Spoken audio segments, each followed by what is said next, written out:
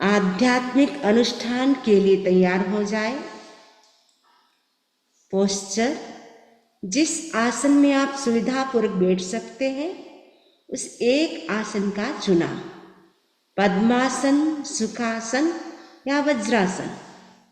ओम की sound करेंगे सबसे पहले। पूरा श्वास भरें।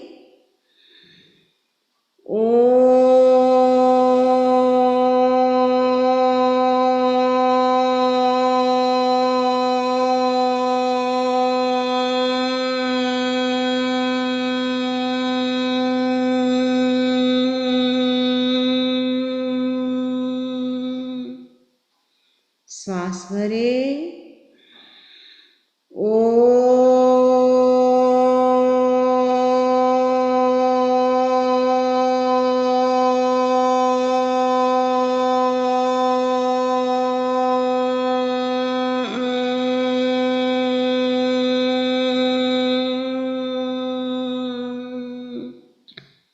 श्वास भरें।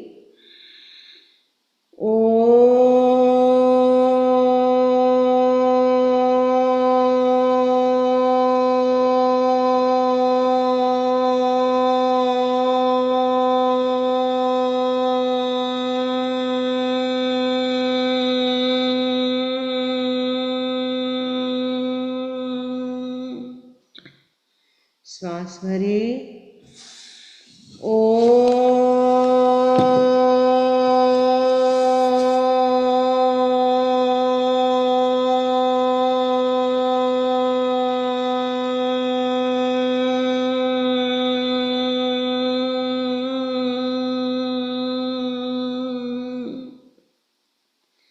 श्वास भरें।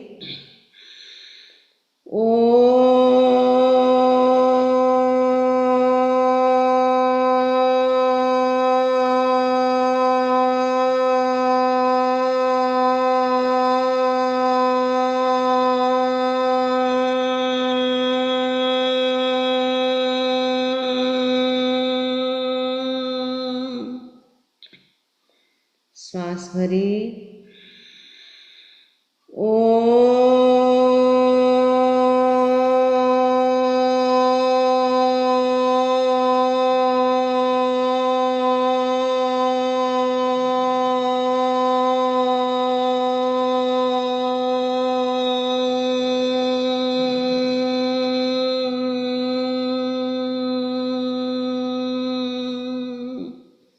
श्वास भरें।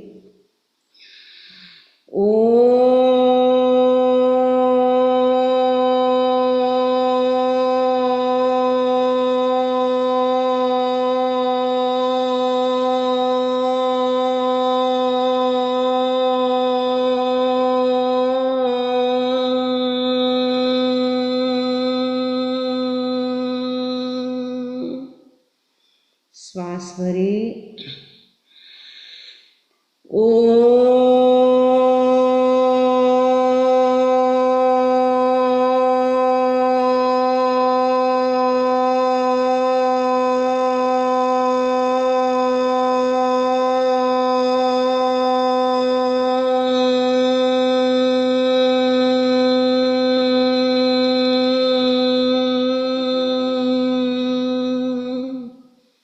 शांत। अब हम प्राणायाम का प्रयोग करेंगे। सबसे पहले हम चंद्रभेदी प्राणायाम करेंगे। Close the right nostril and inhale and exhale only through the left nostril. इस प्राणायाम को करने से शरीर में शीतलता बढ़ती है, हमारा जो टेम्परेचर होता है वो भी मेंटेन होता है, हमारा डाइजेशन सिस्टम है वो ठीक होता है और इससे मेमोरी पावर भी बढ़ता है। जिस व्यक्ति को एसिडिटी की प्रॉब्लम हो उसके लिए भी ये प्राणायाम बहुत ही बेनिफिशियल है। तो करें चंद्रभेदी प्राणायाम का प्रयोग। लेफ्ट नोस्ट्रिल से ही ब्रीदिंग करेंगे, लेफ्ट नोस्ट्रिल से ही एक्सहेल करेंगे। इनहेल करते समय नमो अरहंताणं एक्सेल करते समय नमो सिद्धाणं का प्रयोग भी साथ में कर सकते हैं।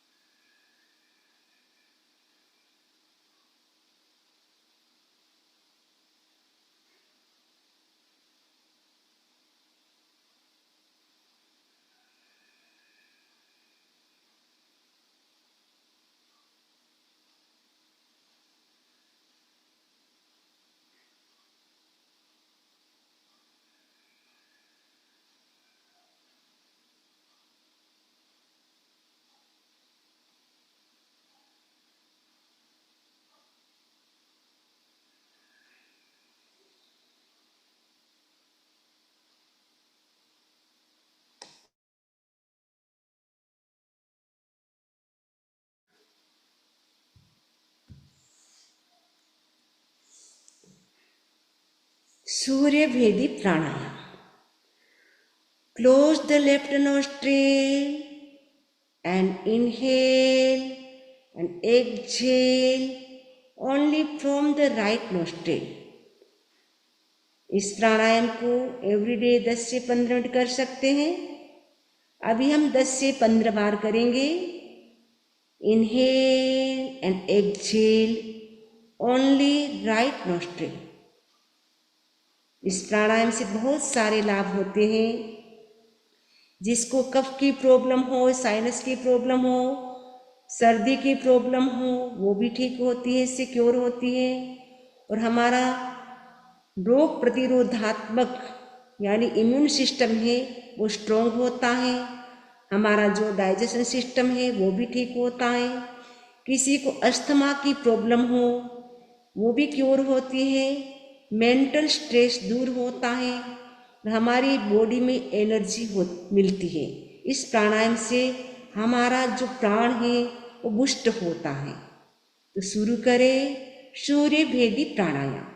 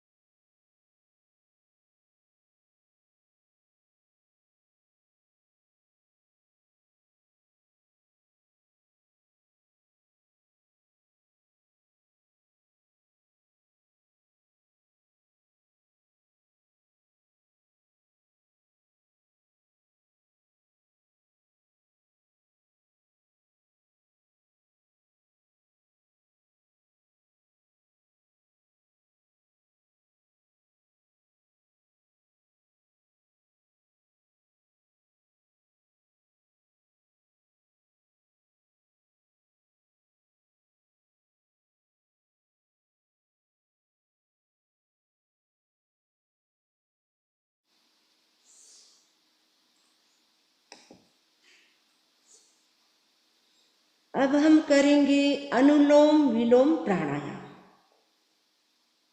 लेफ्ट नोस्ट्रिल से श्वास ले, राइट नोस्ट्रिल से श्वास छोड़े, राइट नोस्ट्रिल से श्वास ले, लेफ्ट नोस्ट्रिल से छोड़े। Continue the practice. इस प्राणायाम को भी आप एवरीडे 10 से 15 मिनट कर सकते हैं। अभी हम 10 से 15 बार करेंगे। इनहेल करते समय नमो अरंताणम, एक्सहेल करते समय नमो सिद्धाणम। अगेन इनहेल करते समय नमो आयराणम, एक्सहेल करते समय नमो लोये उज्जायणम। अगेन इनहेल करते समय नमो लोये श्रवणम, एक्सहेल करते समय नमो अरंताणम। Continue the practice. Inhale and exhale.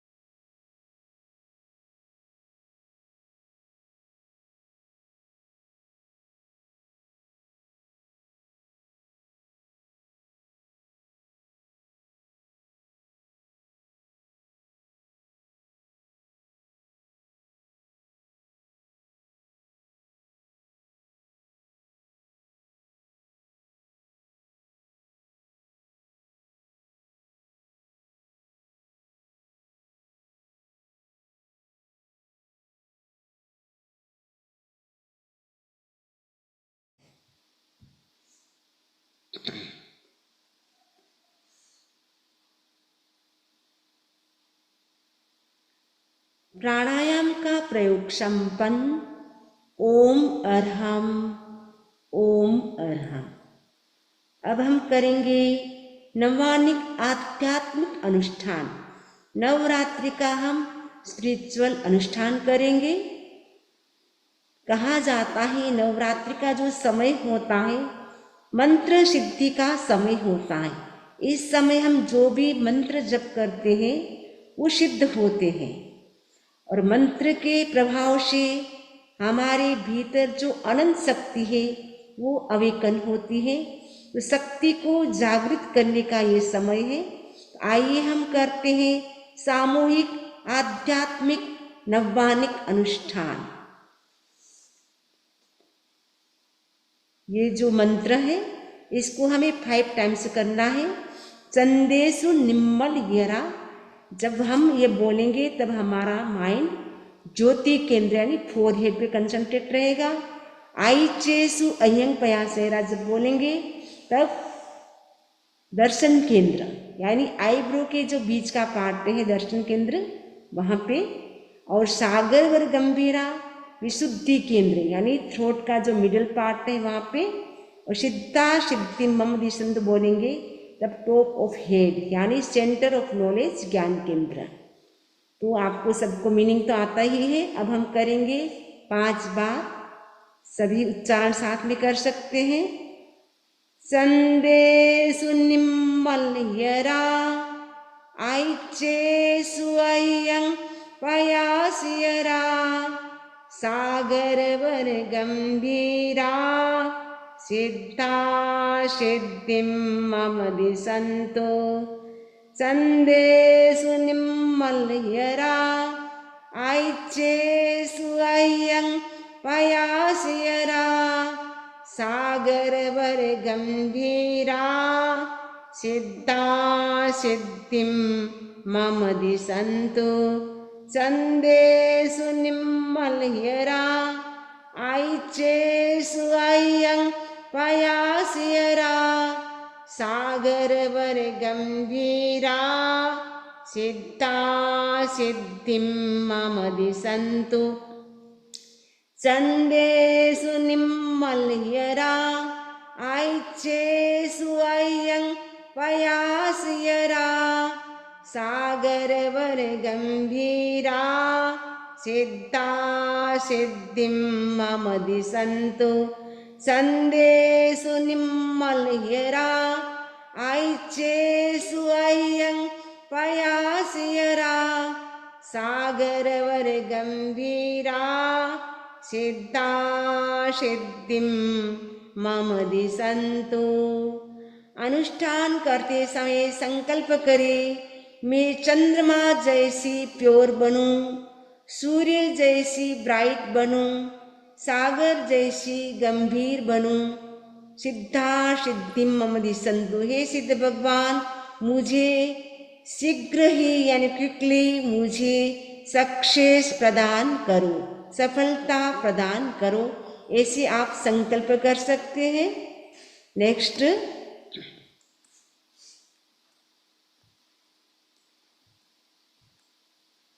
संदेशु निम्मलयरा सिद्धा सिद्धिं मम दिशन्तु संदेशु निम्मलयरा सिद्धा सिद्धिं मम दिशन्तु संदेशु निम्मलयरा सिद्धा सिद्धिं मम दिशन्तु संदेशु निम्मलयरा सिद्धा सिद्धिं मम दिशन्तु संदेशु निम्मलयरा सिद्धा सिद्धिं मम दिशन्तु संदेशु निम्मलयरा सिद्धा सिद्धिं मम दिशन्तु संदेशु निम्मलयरा सिद्धा सिद्धिं मम दिशन्तु संदेशु निम्मलयरा सिद्धा सिद्धिं मम दिशन्तु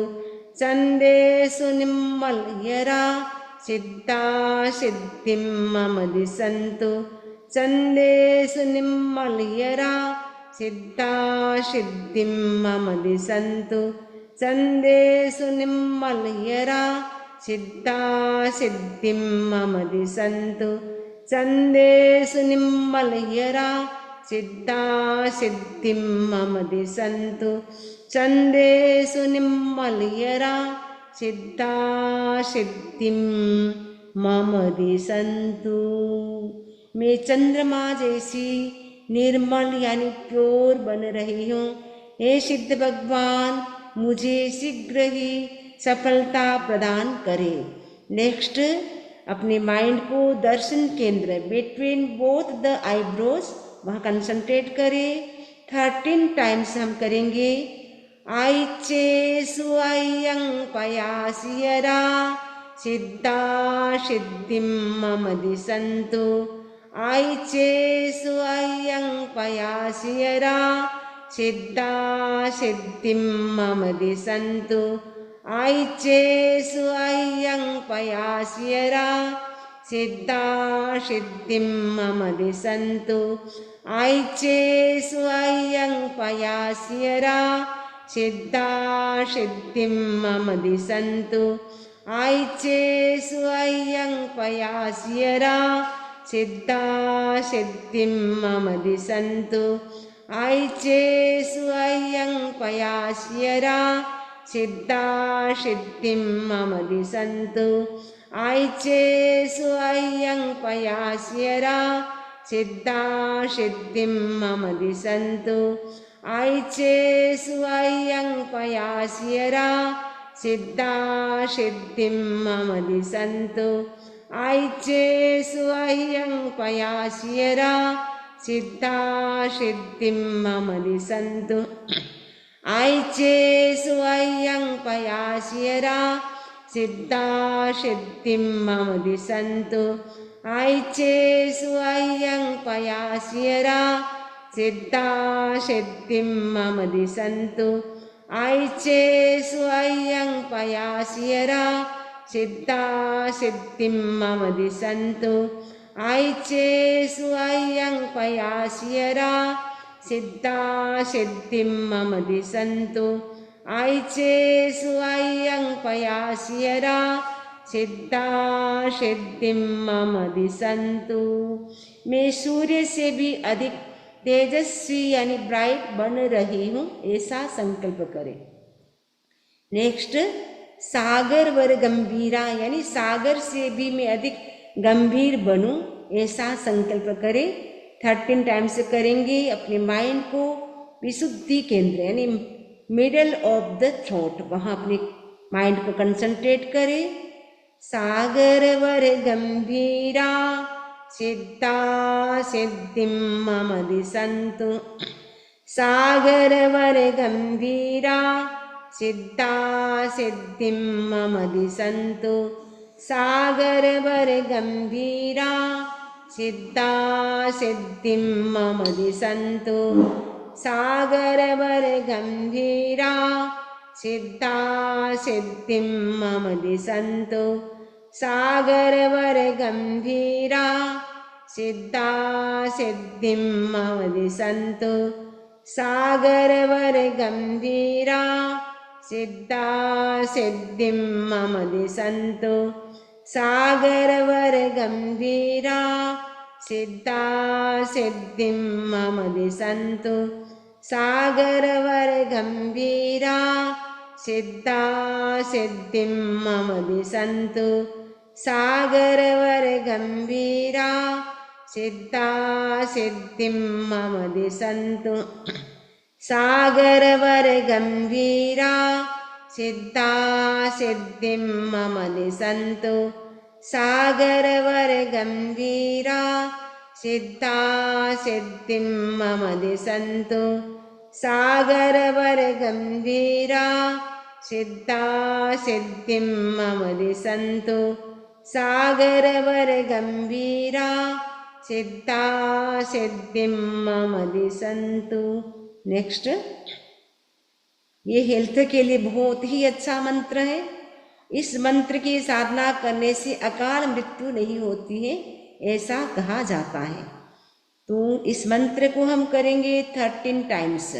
पूरी बॉडी पे ब्राइट वाइट कलर को देखने की कोशिश करें।